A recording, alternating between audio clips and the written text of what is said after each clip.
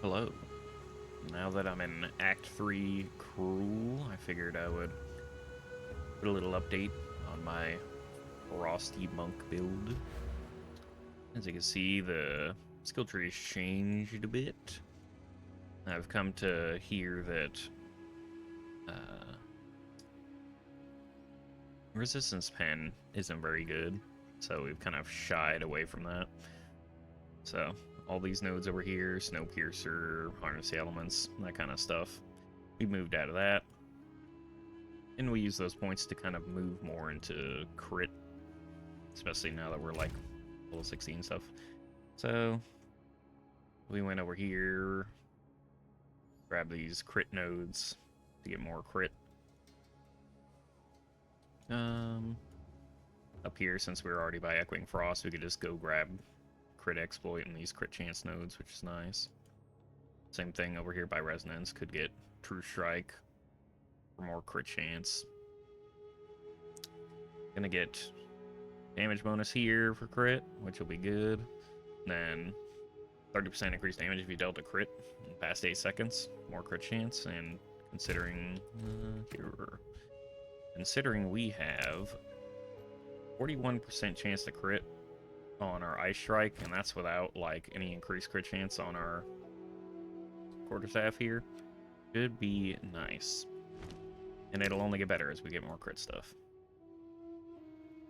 These extra nodes we've freed up. I actually have a few nodes here I can get rid of. Now that I look at it. In fact, let's go do that. Get rid of this nodes. How can I time to one? refocus? Can I? No, it's because it's not connected. Alright, never mind. I was mistaken. Regardless. New one up here. Grab this for a bunch of extra crit chance. Reduces damage bonus a little bit, but that's not really a big deal. We'll pick that up in other places.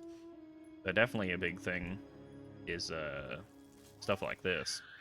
You completely ignore ally resist when they're frozen, which is all the time. Even on bosses, they're frozen like 50% of the time, give or take. So this just completely negates the need for resistance penetration because it just ignores it. 50% damage with hits against frozen enemies, also good. Freeze buildup on both of these helps build up the freeze. And can't go wrong with that. It's pretty good. I think there's also somewhere around here, right here. Yeah, more damage if you've crit in the past 8 seconds. Pretty good. I'll have to pick that up. What else?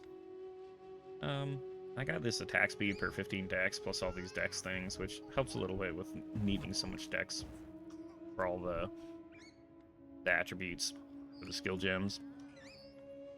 Pretty nice. A good little chunk of attack speed. What with 180 dexterity. Could get better, could get better. What other crit stuff? There's some crit things I don't think I've picked up yet, like Throat Seeker for a big chunk, 60% crit damage bonus. Only lose a little bit of crit hit chance, so not too bad. And then I mean, there were a few things that were interesting, like Power Within gives you an extra power charge, which makes your charge staff give you some more lightning damage, which isn't bad. But you also get 20% crit damage bonus if you gained a power charge recently. Recently is 4 seconds, and at the level that our little combat frenzy's at, we can get a charge every 6 seconds, so that's like 2 seconds without the 20% damage crit damage bonus there. Not bad. There's also this node is also interesting. Crit damage bonus if you've consumed power charges recently. Which 4 seconds, but it's like 20, 20, 20. I'm not 100% sure if that's like 60% crit damage bonus or not, but if it is, that's pretty good. For 4 seconds. I guess useful for bosses, because when you pop your charge staff and go to town, once you freeze a boss, drop your bell, unbound avatar, all that, Not too bad. Plus 2 more power charges for if you combine it with this other one. That's 6. And the charge staff, that's like 70 something top end lightning damage, and then like 36 seconds baseline duration of charge staff, so it lasts quite a while. Plus like 6 minimum. I mean, that's plenty of lightning damage added on, which is pretty good, useful for getting those shocks. I'll let you mostly get the shocks from your Unbound Avatar. There's some other stuff. I've heard that you can put notables on your amulet, kind of like you could in Blight in Path of Exile 1. So, I was kind of thinking something like this. Gaining extra cold damage, extra fire against frozen enemies. Could be nice to add another ailment that we could put on, which helps our Tempest Spell do some more damage. And if we really wanted to, we could pick up... We could sneak down here and pick this up for 15% increased damage for elemental ailments. But I'm not sure if it's worth the 1, 2, 3, 4, 5, 6, 7 points it would take to go down there. Probably not. But extra fire damage is better, and it'd make it so you don't really need fire damage on your quarterstaff. So that's another freed up affix there. It's gonna be too bad. But things have been pretty smooth sailing so far. Nothing's really stood in our way. We've killed bosses as fast as we've killed them throughout the entire campaign so far. The only thing is I definitely was feeling the lack of resists once I got into Cruel. The Act 1 boss, the end boss, Mr. Countman, he was one-shotting me with his, like, the little laser beams he calls down, or his, like, ice swipe in the wolf form, when I only had, like, 5-10% cold resist, so I've been working on upgrading my gear to get some of that.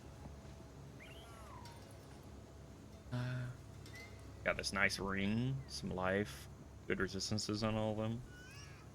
Big life on a belt. Little resistance, strength isn't too bad. Bunch of life, 1 resist, some lightning damage to attacks on here. Not bad, not bad. More resistances. It's mostly just resistances and life where I've been able to get them, really. Nothing too crazy. Some of my resistances aren't too shabby. I'm way overcapped on fire resistance. Yeesh. It'd be nice if I could just swap it for something else, but that's the way it goes. As far as the skill gems and stuff goes, nothing's really changed, really. I mean, we've got persistence on Unbound Avatar, and now that we can get level 3 support gems, we could get the +1 to levels on them, which is not bad. It doesn't do anything for the damage, but it makes the duration go up by like 0.1 second for every level that we give it, so that's another couple seconds that are increased by persistence. Not bad. Still the same old Cold Infusion, Martial Tempo, Primal Armament. I might get rid of this Cold Infusion for something else. I'll have to look at what might be useful, but 50% less lightning damage and fire. I mean, I know we don't do a whole lot of cold or fire and lightning, so it's not too huge a deal, but it could be better. Frost Bomb, so got Strip Away for the increased exposure effect. So we drop that down and it'll expose stuff. Tempest Spell's got Rage still. Quantum Mana for a little bit of mana regen. Not 100% sure what might be better on this. Onto Rage. Nice for giving Rage even more. So you just drop this down and you have a ton of Rage by the time you're done hitting it. Herald of Ice. Still got area effect just to make the explosions bigger, and I put blind on it, which works actually. It's nice when a Herald of Ice pops in a pack, and then anything that survives is still blinded, which a little bit less evasion, less accuracy, lets you get hit less. Combines well with us going with evasion. Not too bad. Wave of Frost. I'm gonna be honest. I forget to use it 90% of the time. I mean, Ice Bite's nice. I wish it lasted longer, but it really only works when there's like little dudes around that can freeze in one hit. I mean, the build does not too bad, but 205 could be better. It's just a nice little thing. Not super useful against bosses. It's annoying having to remember to do it, though. Combat Frenzy, ever since we got this spirit chest here, 32 spirit, lets us put some supports in here. So I have Clarity for some mana regen, it's constant. And then Cannibalism, 4% life recovered on kill. It's only 4%, but it's a little something. Not too bad. And could potentially, since it's 30 spirit, you could get rid of these two and put in another spirit thing. Oops. Another, like, persistent buff. Hard to say what would really be good. I'd have to get another spirit gem to be able to look at all of them. Hand Heal is the same as usual. Hypothermia.